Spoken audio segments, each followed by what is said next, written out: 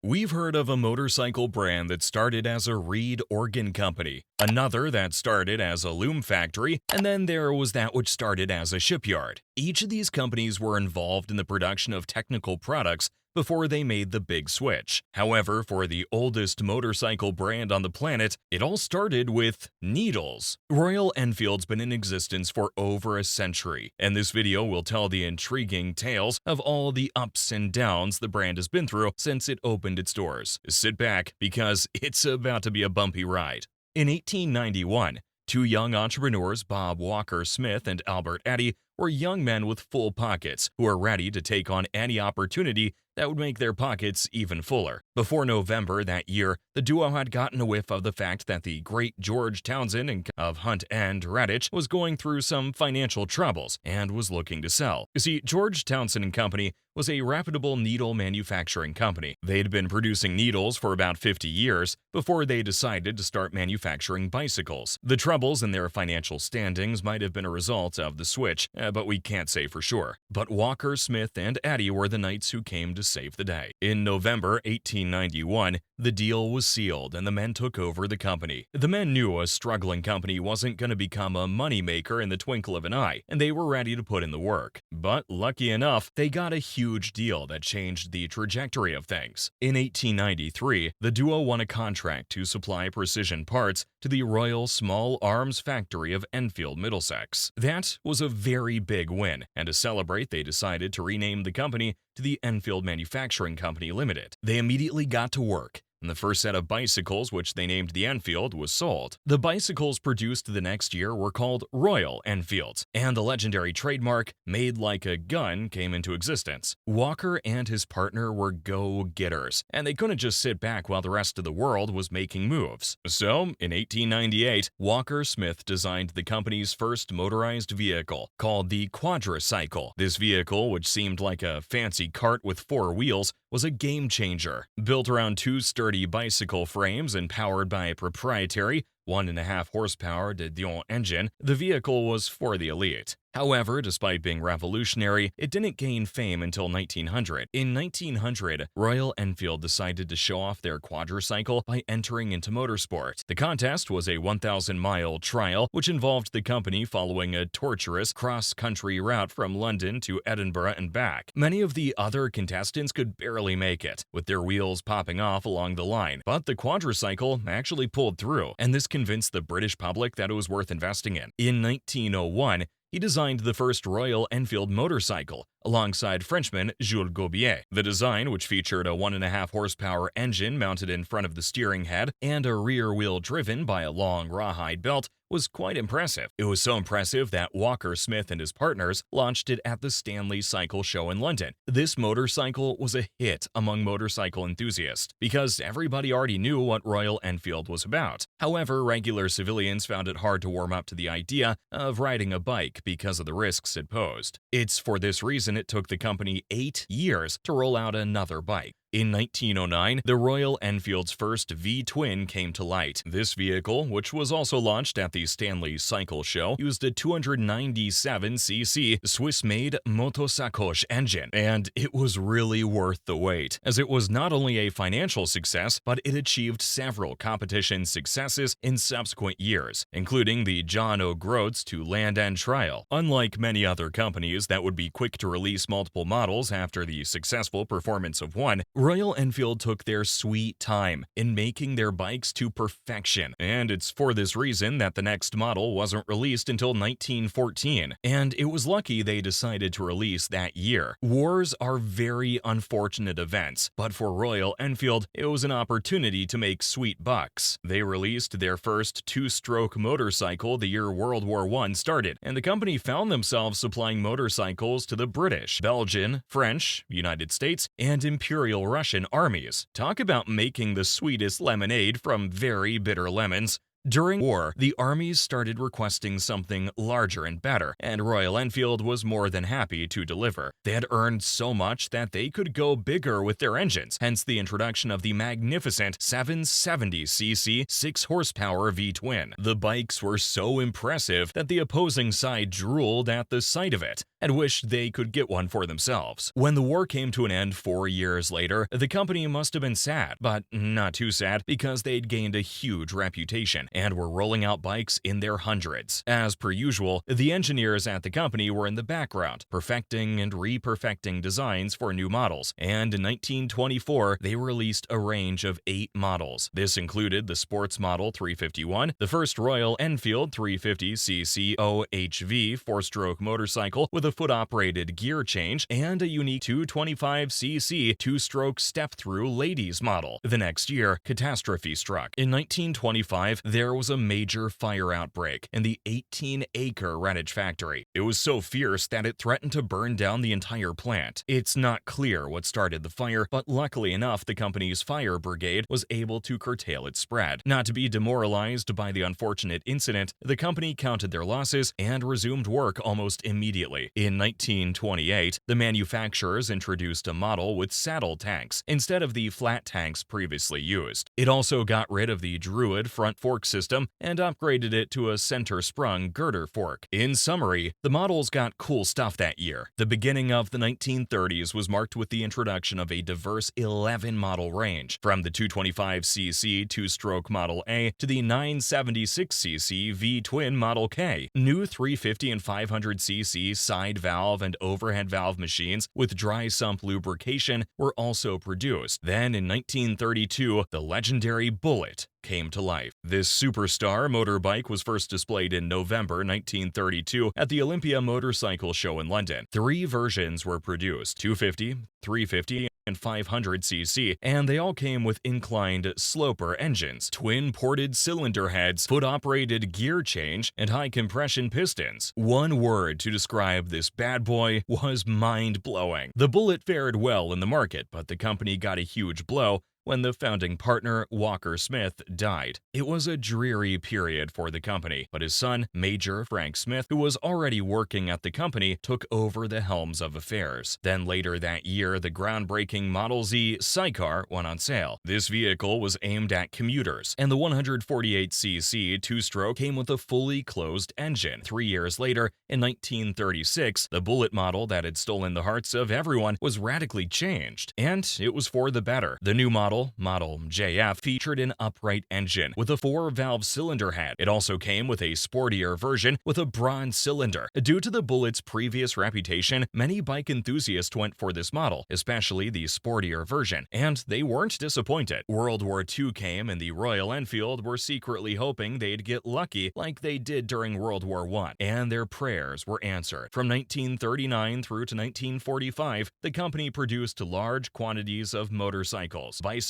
generators, and anti-aircraft gun predictors. It was during this period that the iconic 125cc airborne model was introduced. These motorcycles, famously known as the Flying Flea, were 126cc 2-strokes that could be loaded into specially designed parachute cradles and dropped with paratroopers behind enemy lines. With that innovation, the enemies didn't see them coming. In 1948, after the war, the company unveiled a 350cc Bullet prototype at the Colmore Cup trial. These bikes, which came with radical, oil-dampened, swinging arm rear suspension, were part of the British trophy team, which emerged victorious that year. Both riders had won gold medals, further cementing the fact that Royal Enfield bikes were top tier. The next year, 1949, the production model of the 350cc was launched in the UK, and K.R. Sundaram Iyer launched Madras Motors to import British motorcycles, which included Royal Enfield to India. That was the beginning of the company's daunting presence in the country, but at the time, no one knew what the future held. Fast forward to 1952, when Madras Motors received an order from the Indian. So Madras was not only importing Royal Enfields, but due to the reputation that preceded the brand, they had ordered 500 350cc Bullets. The motorcycles were shipped into the country from Redditch, and it proved to be a huge success, as they were durable and easy to maintain. With that bulk order and the newly gained awareness famous in India, Royal Enfield knew they had to make the most of their good luck. So, in 1995, the Reddish Company partnered with Madras to form Enfield India. Once the deal was struck, work on the construction of a purpose-built factory began immediately. In 1956, the work was complete, and the factory was opened. The first models to be manufactured were bullets. Initially, the machines were only assembled in the factory. The kits were shipped in from England. But months later, they started manufacturing the models in India. At the end of the year, the factory had produced a total of 163 Indian bullets. In 1957, Johnny Britton, a notable rider, repeated his feat of winning the British Trials Championship riding a bullet. That year was also the year of the 250cc Crusader model, which was launched in Britain. It featured a construction engine and alternator electrics with coil ignition.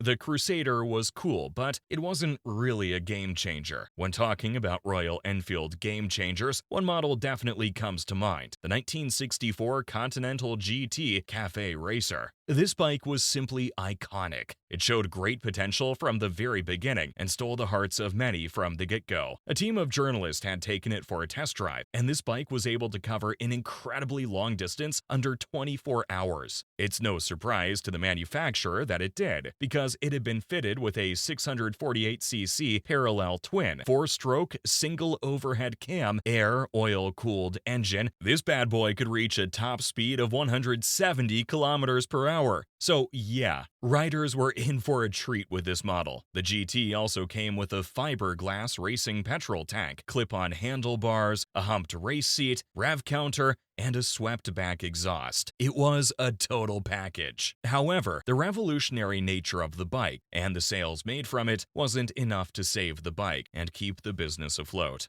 Unknown to many, the Royal Enfield had been struggling to stay afloat for years. At first, the spacing of years between the introduction of new models had no negative impact on their sales. But as more motorcycle manufacturers who were constantly offering newer and upgraded models joined the market, consumers were quick to consider the Royal Enfield motorcycles outdated. In 1967, the Royal Enfield's Redditch facility was closed down, and the site was sold to developers. The closing down of the Redditch facility ought to have meant the end of Enfield's story. However, it was only the end of an era. The British era. Enfield's India took over and continued propagating the company's legacy. All through the 1970s, the company just kept selling the 350cc Bullet. They even began exporting to the UK and Europe. However, the company knew the importance of introducing upgrades, and in 1989, they came up with a wonderful upgrade: a new 24 bhp 500cc of the favorite Bullet bike was released. This bike, which was a beast on the road, was made particularly for export, and it was made available in classic, deluxe, and superstar trim. Engineers at Enfield India were working tirelessly to give the world something new and revolutionary. 4 years later, they were ready to show the world what they'd been working on behind closed doors. It was 1993, and the likes of Honda, Kawasaki, and Yamaha were already making waves across the globe. There was a need for something incredible from the Enfield factories, and they delivered. The Enfield Diesel Taurus model was unveiled to the world. This was the world's first and only mass-produced diesel motorcycle. It came with a highly fuel-efficient 325cc diesel engine that was paired to a 4-speed gearbox. The engine boasted the company's smallest engine capacity, and the power output showcased this. With just 6.5 horsepower, 11 pound-feet of torque, and a 40-mile-per-hour top speed, the model could not be tagged a beast. The bike's features also included a headlight, teardrop gas tank, metal fenders, and bench seat inspired by the Bullet model.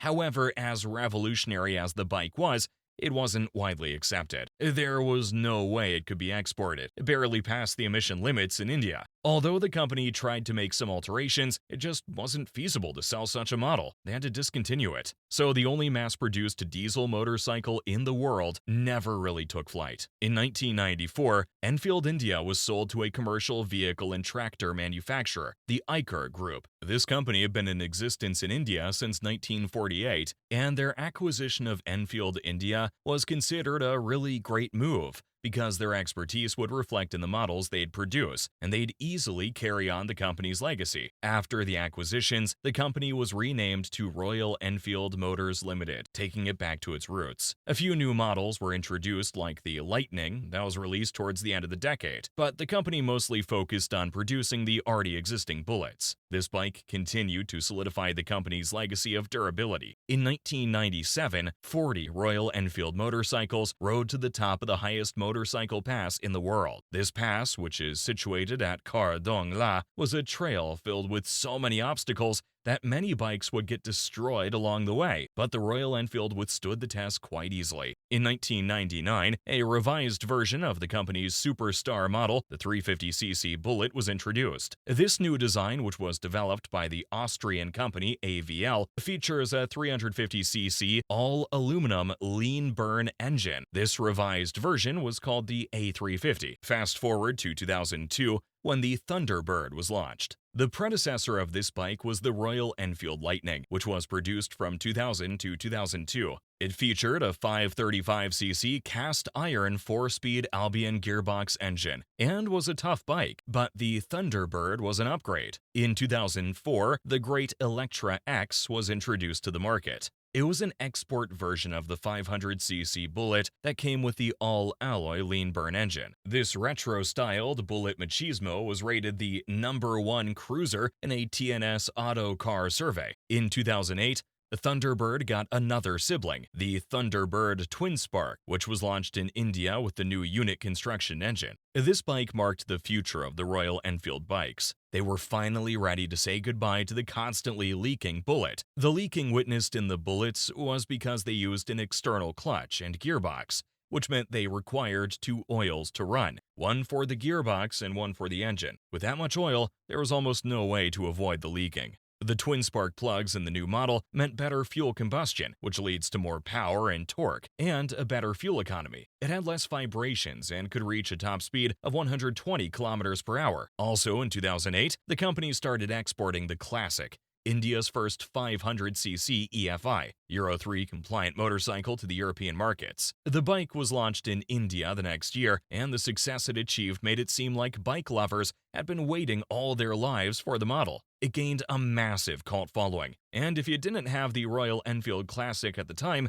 you weren't a true bike enthusiast. In 2011, sales were booming, and the company needed more production space, so it acquired 50 acres of land at Oragadam for its new plant, and work immediately began. The next year, the company's first highway cruiser, the all-black Thunderbird 500, was introduced. It fared well like its predecessors. 2013 was marked with the launching of the Oragadam factory. The modern factory came with a robotic paint facility among several state-of-the-art pieces of equipment. This factory completely changed the trajectory of production for the company. Also that year, the successor for the Cafe Racer was introduced to the market. The Continental GT came with a 535cc UCE engine. At the time, the company described the bike as the lightest, fastest, most powerful Royal Enfield in production, and it became the starting point for several custom builds. 2015 started as a good year for the company, as they acquired Harris Performance, who had previously been helping out with designs. The renowned British motorcycle design and fabrication firm